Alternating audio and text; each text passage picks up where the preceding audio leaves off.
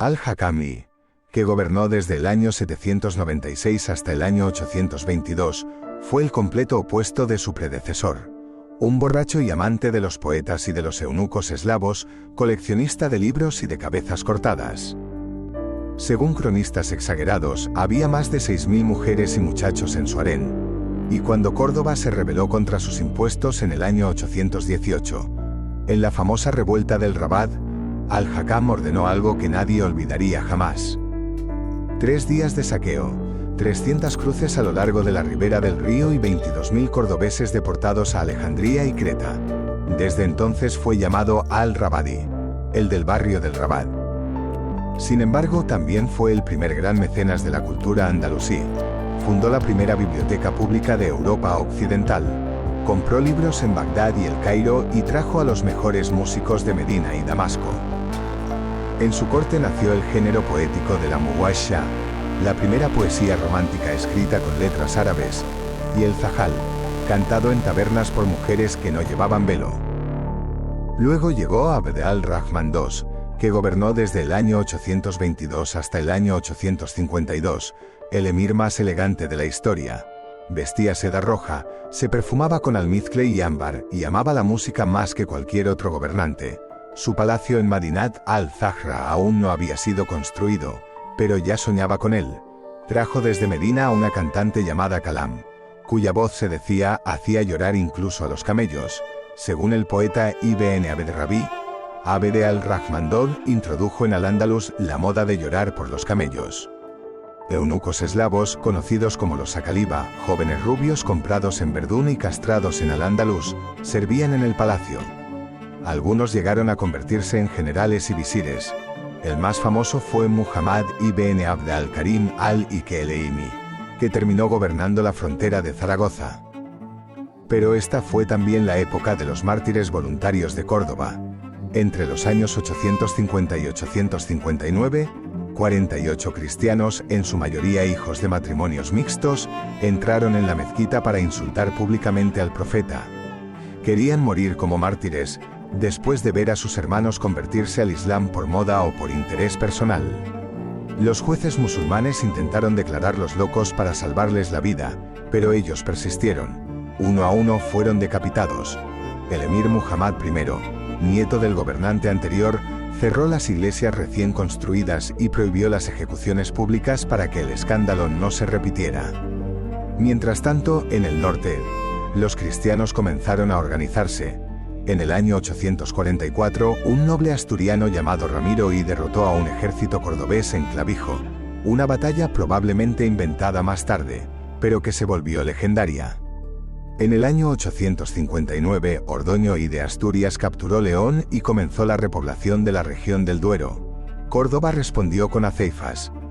Cada verano un ejército marchaba hacia el norte para quemar cosechas y aldeas, ya no conquistando territorio, sino simplemente castigando. En el año 886, un muchacho de 17 años ascendió al trono. Su reinado duró solo 2 años. Fue envenenado por su hermano Abdalá, quien gobernó desde el año 888 hasta el año 912 en medio del caos total. Esta fue la era de los grandes rebeldes. Umar ibn Hafsan, un muladí de origen visigodo, se alzó en Bobastro, en Málaga, y tomó el control de la mitad del sur de Al-Ándalus. Se convirtió al cristianismo, se alió con los abasíes e incluso con los fatimíes de Ifriquilla. Abdalá se vio obligado a negociar con él en 3 ocasiones. Cuando Ibn Hafsan murió en el año 918, su hijo llevó su cuerpo a Córdoba para enterrarlo como musulmán, salvando así a la familia. En Sevilla, los Banu Hayyaj se proclamaron independientes. En Toledo, los muladíes resistieron durante 30 años. En el Valle del Ebro, los Banu Qasi incluso acuñaron sus propias monedas con el nombre de Muhammad. Al-Ándalus parecía al borde de la desintegración. Entonces, en el año 912, un joven de 21 años llegó al poder. Alguien que había crecido viendo a su abuelo y a su padre humillados por los rebeldes. Su nombre era Abd al-Rahman ibn Muhammad, y sería conocido como Abd al-Rahman III, al-Nasir li-Din Allah, el que hace victoriosa la religión de Dios. Durante los primeros 16 años de su reinado, aplastó todas las rebeliones una por una. La fortaleza de Ibn Hafsan en Bobastro fue finalmente derrotada en el año 928. Cuando Abd al-Rahman entró en la fortaleza, encontró el cuerpo embalsamado del rebelde aún sentado en su trono, vestido como un monje cristiano. Ordenó que fuera decapitado y que la cabeza fuera enviada a Córdoba en una jaula. Y en el año 929, cuando no quedaba ni un solo enemigo dentro de sus fronteras, Abd al-Rahman tomó la decisión que cambiaría la historia para siempre. Se proclamó califa. Ya no era un simple emir, independiente de todos los demás. Era el sucesor del profeta, al igual que el abasí de Bagdad y el fatimí de Ifriqiya. Córdoba dejó de ser simplemente una ciudad importante. Se convirtió en la capital de un califato. La edad de oro del emirato había terminado. La edad de oro del califato acababa de comenzar. El año era 929. Córdoba despertó envuelta en una niebla plateada que el sol naciente iba disolviendo lentamente sobre el río Guadalquivir. Desde la torre de la gran mezquita, el muecín llamó a la oración, y su voz resonó por calles que ya hervían de vida. Mercaderes sirios descargaban rollos de seda. Esclavos circasianos regaban los patios con jarras de cobre. Un rabino debatía con un jurista musulmán bajo la sombra de un naranjo, mientras eunucos eslavos de ojos azules pasaban escoltando a una favorita del califa. En el centro de todo aquello, en la sala del trono del Alcázar, un hombre de 40 años se puso en pie. Tenía la piel clara, los ojos verdes y la barba teñida con henna. Vestía una túnica negra bordada en oro con versículos del Corán. Su nombre era Abd al-Rahman ibn Muhammad ibn Abdallah, y acababa de proclamarse califa. Heraldo tras heraldo recorrió las calles proclamando: Alá ha concedido la victoria a su siervo al-Nasir li-Din Alá, comendador de los creyentes. Desde ese día, Córdoba dejó de ser simplemente una ciudad, se convirtió en una leyenda. Durante los siguientes 80 años, desde el año 929 hasta el año 1008, Al-Ándalus vivió su período más próspero, deslumbrante y frágil. Abd al-Rahman III al-Nasir gobernó durante 50 años. En esas 5 décadas no perdió ni una sola gran batalla. Reconquistó Toledo en el año 932, Zaragoza en el año 937, y obligó a los reyes cristianos a pagar parias, tributos en oro y esclavos. Cuando Ramiro II de León se negó a pagar, Al-Nasir marchó hacia el norte con un ejército tan vasto que, según los cronistas, las lanzas parecían un bosque en movimiento. En Simancas, en el año 939, los cristianos lograron una victoria pírrica. Pero el califa regresó al año siguiente y devastó todo hasta Santiago de Compostela. Allí ordenó que las campanas de la catedral fueran transportadas a hombros de cristianos cautivos hasta Córdoba, para colgarlas como lámparas en la mezquita. Sin embargo, la verdadera obsesión de Al-Nasir no era la guerra, sino la belleza. A 6 kilómetros de Córdoba ordenó la construcción de Madinat al-Zahra, la ciudad resplandeciente. 3.000 obreros trabajaron durante 10 años, levantando 10.000 columnas de mármol rosado de Almería, mármol verde de Grecia y mármol negro de África. Fuentes de mercurio reflejaban la luz como espejos líquidos. Una sala tenía un techo de oro y plata macizos, con una perla del tamaño de un huevo de paloma colgando en su centro, un regalo del emperador bizantino. Cuando el enviado del emperador Otón I del Sacro Imperio Romano llegó en el año 956, se dice que cayó de rodillas y lloró al contemplar la ciudad, pues nada en Europa se le comparaba. Córdoba pudo haber alcanzado en algún momento una población de 1 millón de habitantes, una cifra debatida, pero aceptada por muchos historiadores modernos. 700 mezquitas, 300 baños públicos, 100.000 lámparas de aceite iluminando las calles cada noche, un acueducto que traía agua desde montañas situadas a 30 kilómetros. Y libros. La biblioteca califal albergaba 400.000 volúmenes en una época en la que la abadía de San Galo, la mayor biblioteca cristiana de Europa, poseía solo 600 libros. Solo su catálogo llenaba 44 volúmenes. Se empleaba y pagaba a mujeres copistas como funcionarias del Estado. Un viajero cristiano escribió: en Córdoba, incluso los zapateros discuten sobre gramática árabe. Cuando Al-Nasir murió en el año 961, dejó tras de sí un reino en paz, un tesoro lleno y un hijo preparado para gobernar. Ese hijo fue Al-Hakam II, el gran bibliófilo, que gobernó desde el año 961 hasta el año 976. Nunca salió de Córdoba en toda su vida. Pasaba los días leyendo y adquiriendo libros, enviando agentes hasta Bagdad, El Cairo y Samarcanda. Se dice que cuando llegaba un libro nuevo, suspendía las audiencias para leerlo. Sin embargo, también fue un gobernante severo. Cuando los fatimíes de Ifriqiya intentaron invadir el Magreb, envió una flota que los aplastó. Y cuando los normandos navegaron por el Atlántico y saquearon las costas en el año 966, los persiguió hasta que no quedó ninguno con vida. Al-Hakam murió sin un heredero varón adulto legítimo. Su concubina favorita, una mujer vasca llamada Sub, le había dado 2 hijos. El mayor, Hisham, tenía solo 11 años, y entonces apareció el hombre que lo cambiaría todo. Muhammad ibn Abi Amir era pobre, apuesto, ambicioso y despiadado.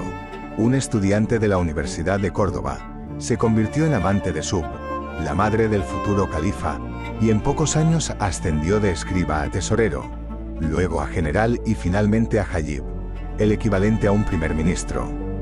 Todos lo llamaban Al-Mansur Billah, el hecho victorioso por Dios, y victorioso lo fue. En 50 campañas militares, Al-Mansur devastó los reinos cristianos del norte, capturó Barcelona en el año 985, destruyó León, arrasó Coimbra y en el año 997 marchó una vez más sobre Santiago de Compostela. Esta vez no se conformó con llevarse las campanas, destruyó por completo la catedral y obligó a cautivos cristianos a reconstruirla piedra a piedra en Córdoba como trofeo. Los reyes cristianos lo llamaron el azote de Dios, los musulmanes lo llamaron Sayyid, que significa Señor.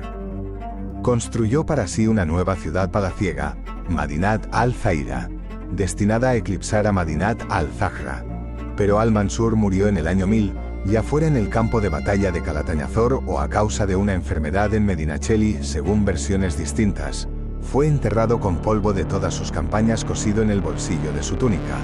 Con él murió la última gran edad de oro del califato. Su hijo Abd al-Malik continuó su obra durante algunos años, pero ya era demasiado tarde. El ejército estaba lleno de mercenarios bereberes que odiaban a la población andalusí. Los esclavos palaciegos eslavos conspiraban. Los herederos omeyas legítimos esperaban su momento.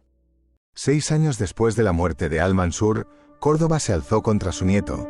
Durante 3 días las multitudes saquearon Madinat al-Zahra. Las perlas de la sala del trono fueron pisoteadas en el barro. La ciudad antaño resplandeciente quedó reducida a ruinas que aún hoy pueden visitarse. El califato, joya del mundo, se derrumbó como un castillo de naipes. La edad de oro había durado exactamente 80 años, y comenzó el apocalipsis andalusí. Córdoba, año 1009. El aire olía a humo y a sangre vieja. Las calles que 10 años antes habían sido iluminadas por 100.000 lámparas yacían ahora oscuras y cubiertas de cadáveres. En la plaza del Alcázar, la cabeza del último califa legítimo, Hisham II, colgaba empalada en una pica. Tenía 27 años y llevaba 4 días muerto. Lo que comenzó como una disputa por el trono, se convirtió en una guerra de todos contra todos. Una guerra que duraría 23 años y dejaría al Andalus en ruinas. Todo empezó cuando los grandes clanes de Córdoba, cansados de los hijos de Al-Mansur, se rebelaron. El 23 de febrero del año 1009, una turba asaltó el palacio y sacó al joven califa Hisham II de su lecho. Lo obligaron a abdicar e instalaron en su lugar a un primo lejano, Muhammad II al-Mahdi. Fue el primer califa que no mandó nada. Era una marioneta. Los bereberes, que habían sido las tropas de choque de Al-Mansur, vieron su oportunidad y apoyaron a otro pretendiente omeya. Los esclavos palaciegos eslavos respaldaron a un tercero. Los andalusíes nativos, árabes antiguos y muladíes se dividieron entre todos los bandos. En solo 3 años hubo 5 califas distintos, todos con el mismo nombre omeya, todos asesinados o depuestos. Muhammad II al-Mahdi duró 2 años. Fue derrocado por un hombre llamado Suleiman al-Mustein, que entró en Córdoba en el año 1011 con 10.000 jinetes magrebíes. Durante 3 días la ciudad fue saqueada sin piedad. Las mujeres de los palacios fueron violadas sobre las mismas alfombras donde antes se habían tocado laúdes. Madinat al-Zahra, ya herida, recibió el golpe de gracia. Fue quemada viva. Aún hoy se encuentran entre sus ruinas fragmentos de mármol fundidos por el calor. Suleimán gobernó durante 5 años. En el año 1015 el pueblo de Córdoba, encabezado por un nuevo pretendiente llamado Abd al-Rahman IV, lo derrotó y lo decapitó. Su cabeza fue paseada por las calles dentro de una jaula de hierro. Y así continuó todo. Entre los años 1009 y 1031, Al-Ándalus tuvo 12 califas. La mayoría gobernó apenas unos meses. Algunos eran niños, otros ancianos sacados de prisión. Uno era un esclavo negro comprado para la ocasión. Los palacios se convirtieron en mataderos. Los eunucos cambiaban de amo cada semana. Las concubinas más hermosas, reinas ayer, eran vendidas en los mercados de esclavos al día siguiente. Mientras Córdoba se desangraba, el resto de la tierra se fragmentaba. En cada gran ciudad surgió un reino independiente. Las taifas, en Zaragoza los Banu Hud de origen yemení se proclamaron reyes. En Toledo los Banu Dilnun, bereberes, hicieron lo mismo. En Sevilla los abadíes, árabes de sangre pura, convirtieron la antigua capital del Guadalquivir en una corte de poetas y asesinos. En Granada los ciríes, bereberes del norte de África, levantaron la Alhambra sobre la Colina Roja. En Badajoz los aftasíes. En Valencia los amiríes. En Almería los sumadíes. En Málaga los jamudíes, que incluso se proclamaron califas alegando sangre omeya. En total, más de 30 taifas, grandes y pequeñas, ricas y pobres, árabes y eslavas, que se odiaban entre sí. Y todas temían al único poder que quedaba al norte, los reinos cristianos, porque mientras los musulmanes se degollaban unos a otros, los cristianos avanzaban. Alfonso V de León capturó Viseu. Sancho III el Mayor de Navarra fue coronado emperador de toda España y dominó Castilla. Bermudo III de León murió en batalla contra los navarros. Los condes de Barcelona comenzaron a extraer tributos de las taifas catalanas. En Córdoba, la antigua capital del califato, no quedaba nadie que pudiera llamarse realmente califa. El último, Hisham III, fue depuesto en el año 1031. Los principales ciudadanos de la ciudad se reunieron en la gran mezquita y tomaron una decisión histórica. Basta de omeyas. Basta de califas. Córdoba se convertiría en una república, gobernada por sus propios ciudadanos. Fue la primera y única república islámica de la historia. Duró exactamente 2 años. En el año 1033, los sevillanos bajo al-Mutadid, el más despiadado y astuto de los reyes de Taifa, entraron en Córdoba, la saquearon por última vez y la redujeron a una ciudad secundaria. La gran mezquita permaneció cerrada durante meses. El Guadalquivir se llenó de cadáveres que flotaban hacia el mar. Cuando el polvo se asentó, el califato que había sido la maravilla del mundo ya no existía. En su lugar quedaron 30 pequeños reinos, ricos, cultos y débiles. Reinos que pagaban tributo a los cristianos para evitar ataques, reinos que guerreaban entre sí por aldeas o por poetas famosos, reinos que construían palacios de ensueño mientras sus fronteras se desmoronaban. Los cronistas llamaron a estos años fitna, discordia, el tiempo en que los musulmanes de Al-Ándalus perdieron la cabeza y, con ella, el paraíso que habían construido. En solo 23 años, el estado más poderoso de Europa occidental se había destruido a sí mismo. Y en las montañas del norte, un rey astur leonés llamado Alfonso VI sonreía, porque la reconquista ya no era un sueño, sino solo una cuestión de tiempo.